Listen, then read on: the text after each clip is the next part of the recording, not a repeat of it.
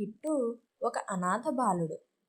గ్రామంలోని కుమ్మరి దుకాణంలో పనిచేస్తూ మట్టితో తన జీవితాన్ని మలుచుకోవాలని కలలు కంటాడు. అతని గురువు దగ్గర కుండలు చేయడం నేర్చుకుంటూ మట్టితో ఒక గొప్ప కళాఖండాన్ని సృష్టించాలని తపిస్తాడు. కిట్టుకి పేదరికం కొత్త కాదు. రాత్రిళ్ళు పస్తులుండే రోజులు ఎన్నో ఉండేవి. అయినా అతని మనసులో మాత్రం ఆశ చావలేదు. ఒకరోజు నేను కూడా గొప్ప కుండలు చేస్తాను, అందరికీ సహాయపడతాను అని తనకు తానే చెప్పుకుంటాడు. ఒకరోజు రాత్రి ఉరుములు మెరుపులతో కుండపోతగా వర్షం కురుస్తుండగా కిట్టు నది ఒడ్డున మట్టి సేకరిస్తూ ఉంటాడు.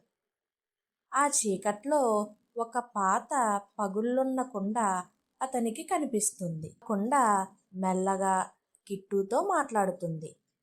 నేను ఒకప్పుడు కోరికలు తీర్చే మాయా కుండను, కానీ స్వార్థానికి దుర్వినియోగం చేయడం వల్ల నా శక్తిని కోల్పోయాను అని అంటుంది. కిట్టు ఆ కుండను ఇంటికి తెచ్చి దానిని బాగు చేస్తే బాగుండును అని అనుకుంటాడు. ఈ కుండను బాగు చేస్తే అందరికీ సహాయపడవచ్చు అని ఆలోచిస్తాడు. కిట్టు ప్రతిరోజు తన గురువు దగ్గర కుండలు చేసే కళను మరింత శ్రద్ధగా నేర్చుకుంటాడు. కుండను బాగు చేసేటప్పుడు ఎన్నో సవాళ్లు ఎదురవుతాయి. పగుళ్ళు పూడ్చడం, మట్టిని సరిచేయడం, ఆకారం తీసుకురావడం ప్రతిదీ కష్టమే. ఒకసారి కుండ పగుళ్ళు పూడ్చుతుంటే మట్టి సరిగా అతుక్కోదు. కిట్టు విసుగు చెందాడు. అయినా తన గురువు మాటలు గుర్తు చేసుకుని ఓపికగా పనిచేస్తాడు. కిట్టు నిజాయితీగా, ప్రేమతో ఆ కుండను బాగు చేస్తుండగా అది మెల్లగా వెలుగు విరజిమ్ముతుంది.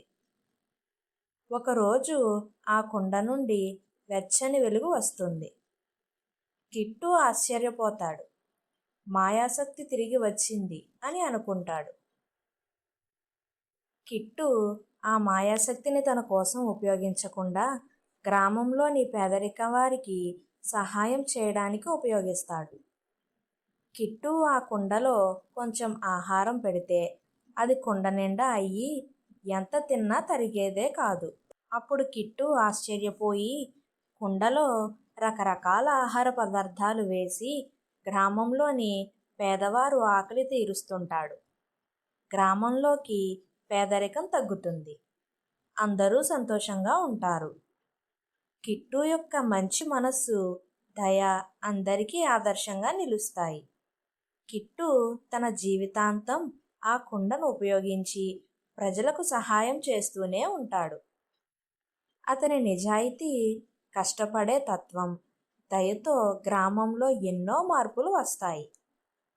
గ్రామస్తులు కిట్టుని దేవుడిలా చూస్తారు.